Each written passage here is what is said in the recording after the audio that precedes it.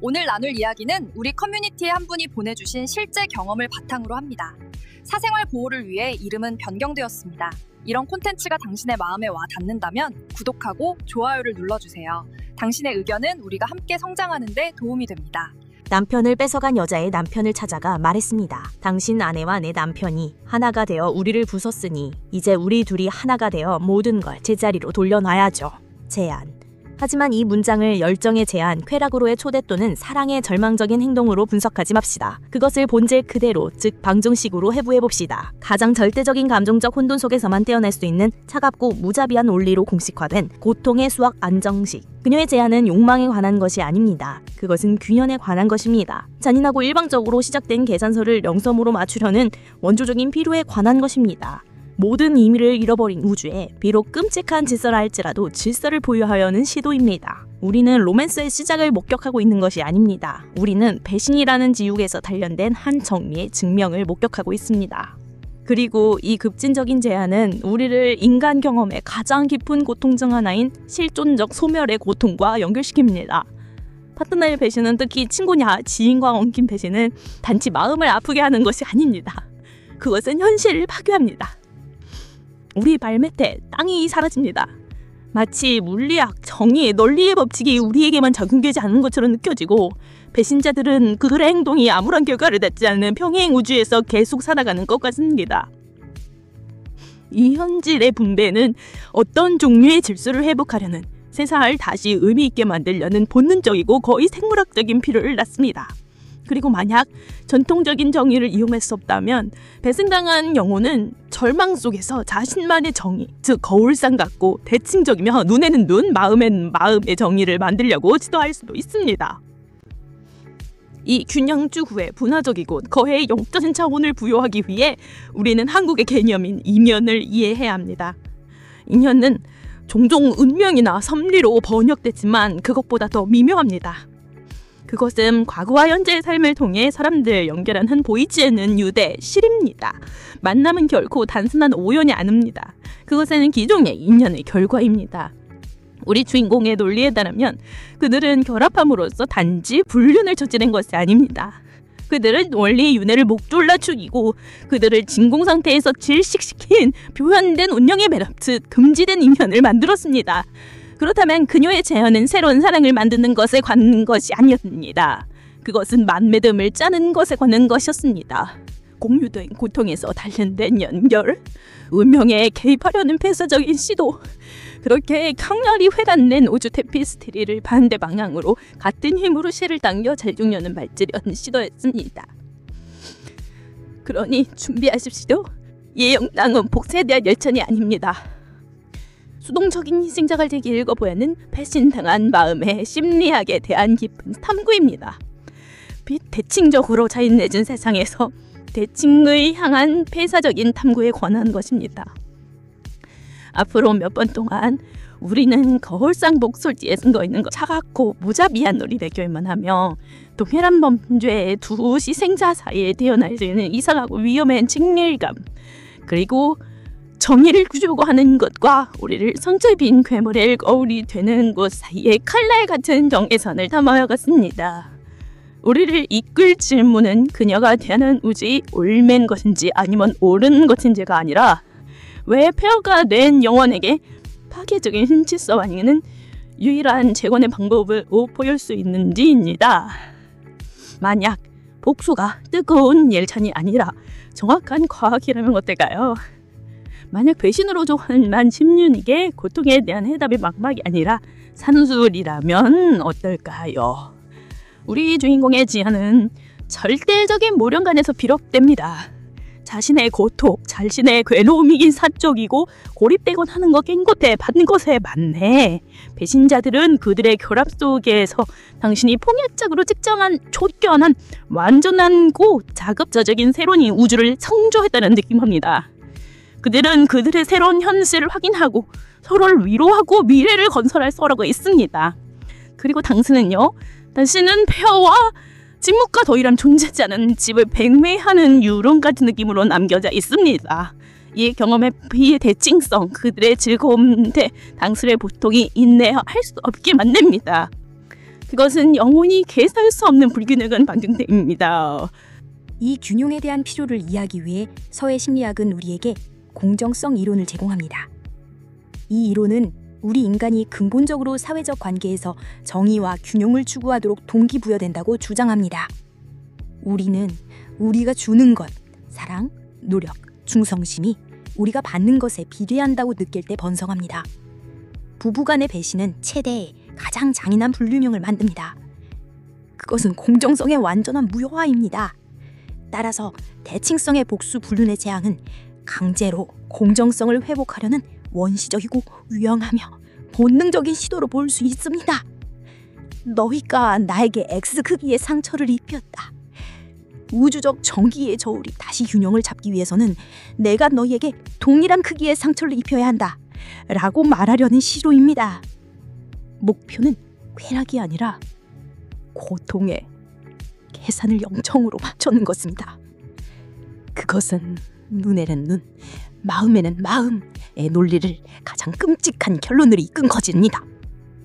그리고 여기에 주인공의 마음을 이해하게 해주는 반직관적인 계시가 있습니다.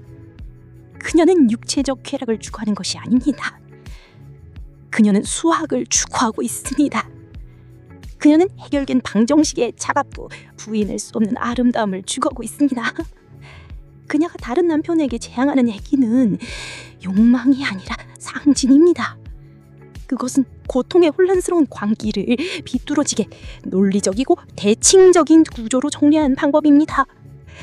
그것은 우주에 너희 둘이 만든 변칙, 너희가 시스템에 도입한 혼돈은 이제 완벽한 거울을 가졌다. 너희의 무질서는 이제 반대 질서를 만났다고 말하려는 시도입니다.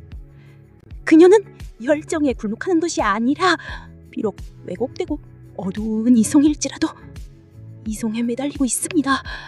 그 순간 그녀에게 대칭적 복수는 광기의 행위가 아니라 미쳐버린 세상에서 가능한 유일한 온전한 행기입니다. 우리는 어떻게 과정에서 자신을 파괴하지 않고 복수심이 만들어내는 엄청난 에너지를 다룰 수 있을까요? 비결은 복수 에너지의 전환에 있습니다. 분노와 보복의 욕구에서 생성되는 에너지는 인간이 경험할 수 있는 가장 강력한 에너지 중에 하나입니다. 그것은 순수한 아드레날린, 직종력, 그리고 결단력입니다. 실수는 이 에너지를 다른 사람을 파괴하는 데 사용하는 것이냐, 이는 결국 항상 우리 자신도 방해하게 됩니다. 지혜는 이 에너지를 건설하는 데 방향을 바꾸는 데 있습니다. 분노를 헬스클럽에 등록하고 항상 원했던 몸을 만드는 연료로 사용하십시오. 굴욕을 항상 미뤄왔던 프로젝트를 시작하는 원동력으로 사용하십시오. 그들을 파괴하는 에너지를 자신을 급진적으로 재건하는 에너지로 바꾸십시오. 자신을 걸작으로 만들어 너무나 빛나고 성공적이어서 그들의 존재가 당신의 전기에서 무관한 약주가 되도록 하십시오. 이것이 가장 우아한 그리고 가장 만족스러운 복수입니다. 그리고 이 촉객을 마무리하기 위해 응유입니다. 배신은 그녀의 결혼 생활의 거부를 천조각으로 깨뜨렸습니다. 그녀가 다른 남편에게 한 제언은 그들이 서로의 반사된 모습에 간판하기 위해 조각들을 모으는 것이 아니었습니다. 그것은 그들이 함께 그 깨진 거울에 가장 날카롭고 배에 있는 무지정물을 집어넣는 것이었습니다.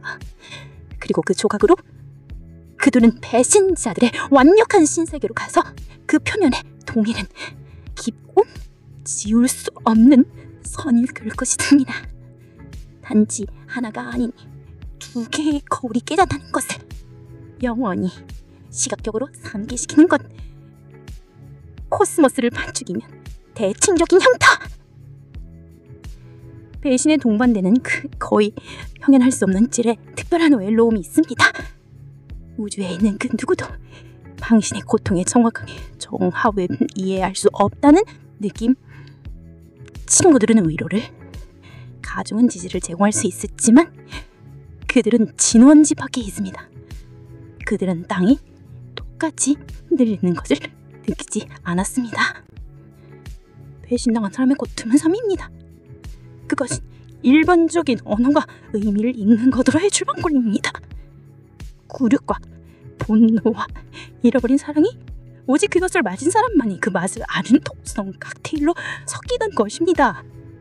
우리 이야기의 주인공은 다른 남편을 찾아갔을 때 단지 복수를 위한 공범을 데리고 있는 것이 아니었습니다. 그녀는 무엇보다도 그녀의 고통에서는 유일한 다른 거주민을 찾고 애썼습니다. 이러한 소멸, 이러한 극도의 무력감에 직면하여 인간의 정신은 급진적인 전략에 의지할 수 있습니다. 힘의 행위로서의 위번. 더 이상 잃을 것이 없다고 느낄 때, 당신의 평판이 이미 다른 사람들에 의해 파괴되었을 때, 충격적이고 위반적인 행위는 서사를 뒤집는 유일한 방법이 될 수 있습니다. 다른 남편에게 충격적인 제안을 함으로써 주인공은 다른 사람 이야기의 수동적인 희생자에서 벗어납니다. 그녀는 이번엔 자신이 통제하는 새로운 위기에 능동적이고 예측 불가능한 행위자가 됩니다. 그녀는 배신자들의 손에서 펜을 빼앗아 피와 불로라도 자신만의 마지막 장을 쓰기 시작합니다. 그것은 대상의 역할에서 벗어나 아무리 끔찍한 줄거리라 할지라도 자신 이야기의 주체가 되려는 필사적인 행위입니다. 그리고 여기서 우리는 그녀의 동기에 대한 결정적인 기대액의 전원점에 도달합니다. 그녀의 관점에서 그녀는 자신의 위험을 버거워하는 것이 아닙니다. 그녀의 마음속에서 그녀의 위험, 그녀의 체면은 이미 남편의 행위로 가루가 되었습니다. 그녀가 하고 있는 것은 허무중의적 퍼포먼스 행위입니다. 그것은 무공렬에서 태어난 퍼포먼스입니다. 마치 그녀가 세상과 배신자들에게 내 결혼과 내 명예를 희극으로 만들어겠구만. 좋아, 나는 희극과 싸우지 않겠다. 나는 그것에 경안겠다. 그리고 나는 이 도시의 누구도 내 이름이나 내 고통을 결코 잊지 못할 만큼 웅장하고 충격적인 희극의 쇼를 만들겠다고 말하는 것과 같습니다. 그녀는 자신의 이름을 깨끗이 하려는 것이 아닙니다. 그녀는 자신이 굴욕당한 사회적 무대를 불태우고 있습니다. 존경을 받을 수 없다면 악명을 얻고 있습니다. 하지만 그녀는 무시당하지는 않을 것입니다. 이 전략은 그 절망에서 이해할 수 있지만 함정입니다. 신중한 회복은 다른 사람들의 인식을 통제하는 데 있는 것이 아니라 자신만의 인식을 가꾸는 데 있습니다. 필요한 인식의 전환은 내면의 체면 재건입니다. 우리가 세상에 보여주는 사회적 체면, 얼굴은 취약하며 다른 사람들의 행동과 의견에 달려 있습니다. 그러나 내면의 체면은 우리의 자존감, 우리의 상식업, 우리의 내재적 가치입니다. 이것은 아무도 우리에게서 빼앗을 수 없습니다. 배신당한 여성을 위한 가장 어렵고 가장 중요한 과제는 다른 사람들이 나를 어떻게 생각하는가에서 나는 나 자신을 어떻게 생각하는가로 초점을 옮기는 것입니다. 얼굴의 진정한 회복은 복수를 통해 이루어지지 않으며 이는 여전히 그녀를 다른 사람들의 의견에 묶어둡니다. 그것은 다른 사람들의 판단에 완전히 면역이 되는 치유, 개인적 성장, 성공, 그리고 내면의 평화를 통해 이루어집니다. 진정한 승리는 그들의 의견이 더 이상 중요하지 않은 지점에 도달하는 것입니다. 이 토픽을 마무리하기 위해 강력한 상징적 은유입니다. 남편과 애인의 배신은 마치 공공광장 한복판에서 그녀의 순백한 위댕들새 진흙한 통을 던진 것과 같았습니다. 모두가 보았습니다. 얼룩은 거기에 있었습니다. 수치심을 안고 집으로 달려가 비밀의 얼룩을 주우려 애쓰는 대신 그녀는 하는 결정을 내렸습니다. 그녀는 진흙 웅덩이로 걸어가 드레스 전체를 담그고 도시의 중심에서 춤을 추기 시작했습니다. 야생적이고 열에 뜨린 두려움 춤입니다. 그것은 세상과 배신자들에게 너희가 만든 더러움을 보아라. 나는 그것을 수치림을 숨기지 않겠다. 나는 그것을 다해 새로운 깃발로 사용하겠다. 그리고 너희는 돈을 대수먹겠구나라고 말하는 것과 같았습니다. 동맹이 형성되었다. 고통의 방정식이 제한되었다. 두 명의 낯선 사람이 이제 가장 내밀한 트라우마로 뭉쳐 얽힌 미래를 쏟고한다. 하지만 이 연결의 본질은 무엇인가? 여기서 나타나는 고통은 더 미묘하다. 그것은 오직 북정과 상실의 바탕을 둔 친밀감의 이상함과 공허임이 되다. 그들이 함께 있을 때조차 카페에 침묵에 줬으나 전략에 계획할 때도 그들은 진정으로 서로를 보지 않는다는 인식입니다.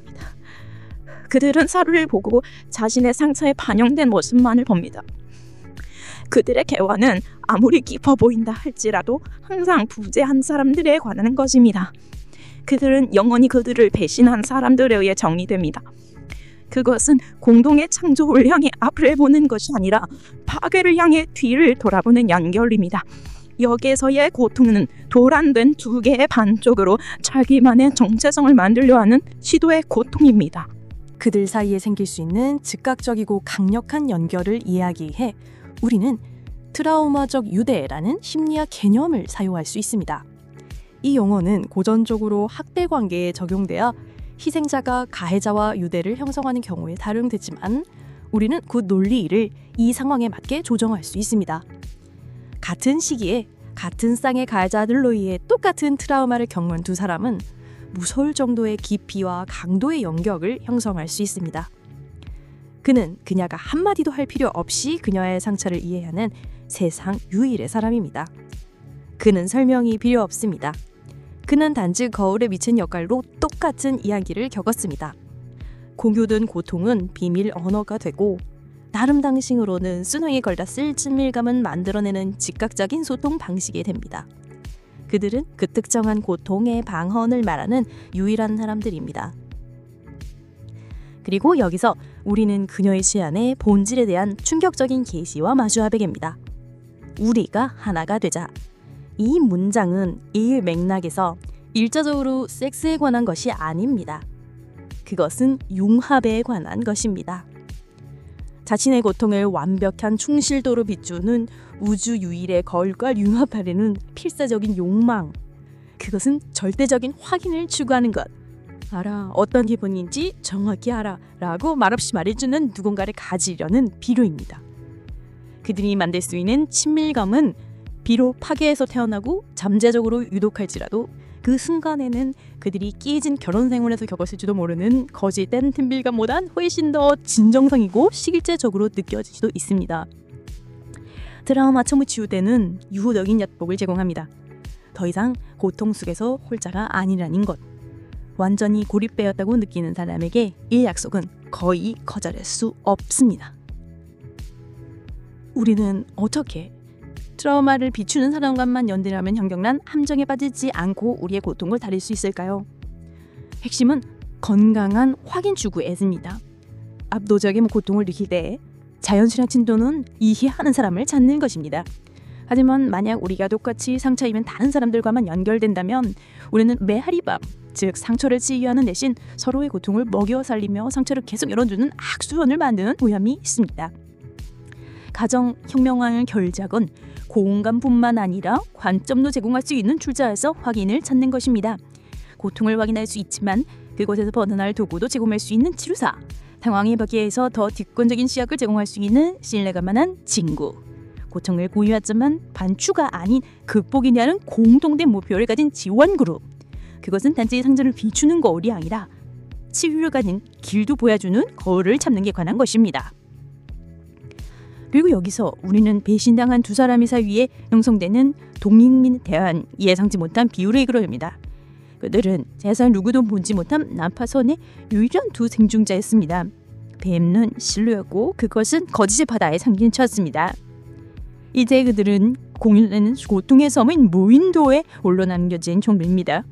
그녀가 하나가 되자 곧 희한한 것은 야자나무 아래에서 피어나는 로man틱한 사랑에서 비롯된 것이 아닙니다. 그것은 그 섬에서의 외로움에 대한 순수하고 원시적인 두려움과 그들이 남받은 결혼 생활의 잔해를 사용해서 함께 피난처를 지어야 하는 실질적인 필요에서 비롯됐습니다. 그것은 생존 동행입니다. 문제는 잔해로 지은 피난처는 비운화라지 신들이 있지만 종처럼 집이 되지 않는다는 것입니다. 그리고 고통의 섬에서 양원 희생된 것은 피로 동반자가 있다고 해도 여전히 유배대행하는 것입니다. 배신은 마음을 넘어서온 상태를 힘입니다. 우리 사회 정치성에 공격을 합니다. 그리고 한국공화국에서는 아마도 다른 배는 공격보다 이 상처에 있는 특별한 이름과 특별한 고통이 있습니다. 그것은 체면을 노리는 교통입니다. 체면은 얼굴, 명판 혹은 사회적인 위험도 받아들일 수 있습니다. 남편의 배신은 그녀를 단지 사들으로 하지 않습니다. 그것은 그녀가 공개적으로 굴욕합니다. 그것은 그녀를 자외의 연금을 속은 아내, 동정, 거시법, 무수의 대상이 되는 인물로 계시시킵니다. 그녀는 자신의 체면을 잃습니다. 그리고 이 얼굴의 성실은 사회적 죽음이고 사람 자신의 사체 상신과만 똑같다운 정체성의 소명이 됩니다. 이 동맹의 취약성을 이해하기 위해 우리는 관계 심리학의 개념인 부정적 기반을 사용할 수 있습니다. 관계는 우정이든 연애든 두 가지 종류의 기반 위에 세워질 수 있습니다. 긍정적인 기반은 공유된 가치, 관심사, 기쁨, 그리고 꿈 위에 세워집니다. 그것은 주도적이고 창의적이며 미래지향적입니다. 반면에 부정적인 기반은 공동의 적, 공유된 고통, 상호 증오 위에 세워집니다. 부정적인 기반을 가진 관계는 처음에는 믿을 수 없을 정도로 강렬할 수 있지만 도여하게 불안정합니다. 그들은 분노와 고통이 신선할 때, 위기의 에너지가 높을 때 번성합니다. 하지만 분노가 가라앉으면 어떻게 될까요? 배신자들의 주제가 고갈되면 이야기할 것이 무엇이 나를까요? 그들을 묶는 유일한 기둥이 다른 두 사람에 대한 증오일 때 그들을 하나로 묶는 것은 무엇입니까? 대답은 거의 항상 아무것도 없습니다. 부정적인 기반은 활화산 위에 성을 짓는 것과 같습니다. 에너지는 엄청나지만 구조는 무너질 운명입니다. 그리고 이 논리는 우리를 이야기 전체에서 가장 반직관적이고 비극적인 계시 중 하나로 이끕니다. 그들의 복수의 절대적인 성공은 필연적으로 그 동맹의 완전한 실패가 될 것입니다. 계획이 완벽하게 작동한다고 생각해 보십시오. 그들이 원하는 고통을 가하고 배신자들의 새로운 관계를 파괴하며 우주의 공정성을 회복하는 데 성공했다고 상상해 보십시오. 그리고 그 다음엔요. 그들 결합의 목적, 우리로서의 존재 이유가 바로 그 순간에 통과해야 것입니다. 그들의 동맹은 그들이 가해자에 대항하는 희생자로 뭉쳐있는 동안에만 존재하고 의미가 있습니다. 성공적인 복수는 그들이 진정으로 누구인지, 즉 과거의 폐허와 공허함에 채우지 못하는 승리의 쓴맛 외에는 공통점이 전혀 없는 텅 빈 방 안에 두 낯선 사람으로 마주하게 할 것입니다. 그들은 전쟁에서 이겼는데 이제 돌아갈 나라가 없는 궁대의 장군이 될 것입니다. 우리는 어떻게 오래 지속되는 연결을 만들기에 이 지혜를 우리 자신의 삶에 정동할 수 있을까요? 비결은 우리가 형성하는 모든 중요한 새로운 연결에 대해 우리가 기반 테스트라고 부를 수 있는 것에 적용하는 데 있습니다. 자신에게 정직하게 물어보십시오. 우리는 우리가 사랑하는 공통점에 대해 더 많이 연결되는가? 아니면 우리가 싫어하는 사람들과 사물에 대해서 더 많이 연결되는가? 우리의 에너지는 함께 새로운 것을 건설하는 데 쓰이는가? 아니면 대부분의 시간을 낡고 고통스러운 것을 비판하고 분석하는 데 사용하는가? 건강한 기반은 공동의 적이 아닌 공유된 가치와 기쁨에 기반합니다. 상호 고통을 해 털어놓는 것이 초기 연결을 만들 수 있지만 지속된 관계는 상처를 초월하고 성장할 수 있는 긍정적인 토양을 찾아야 합니다. 그리고 이렇게 우리는 파괴된 자들의 동맹의 마지막 은효에 도달합니다.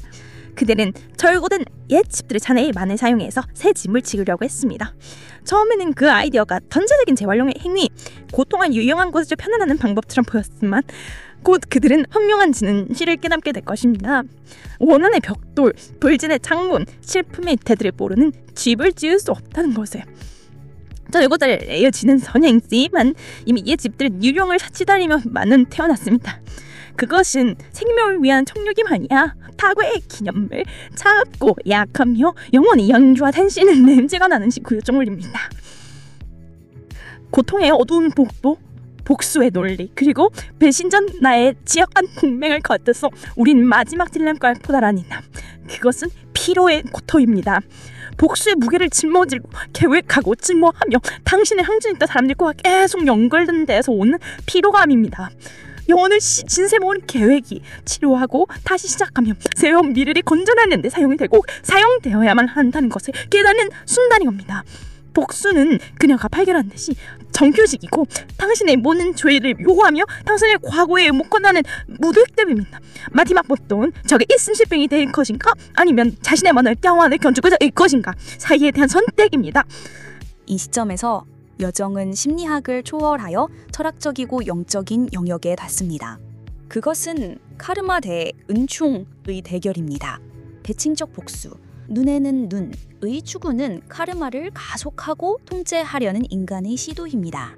우주적 정의의 대리인으로 되어 저울이 지금 여기서 균형을 이루도록 보장하려는 욕망입니다. 반면에 은총, 용서, 놓아줌 또는 단순히 해방이라고 불릴 수 있는 빚을 포기하는 행위입니다.